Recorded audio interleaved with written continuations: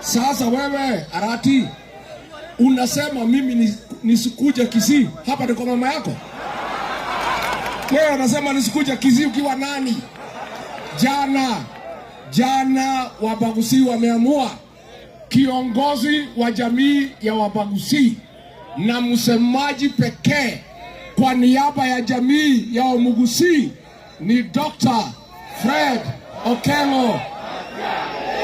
Sasa kama Fred Matiang'i amenialika Kisii, mimi nahitaji ruhusa ya Arati. Ati Arati aliambiwa na Kasongo ati Rigiji asikuje Kisii, atawaambia mambo ya ukweli. Rigiji amefika hajafika? Sasa wewe Arati nimefika hapa, utadu. Sasa wewe Arati kwenda rudisha pesa ya Kasongo. Jana huyu Arati amepewa pesa, akatafuta vijana Keroka na Kisii ati wapige Matiang'i na wageni wake.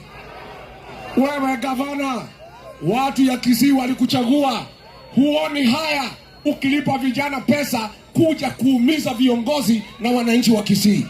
Ni aibu si aibu? Huyu gavana ni one term si one term? Wangapi wanasema Arati ni one term?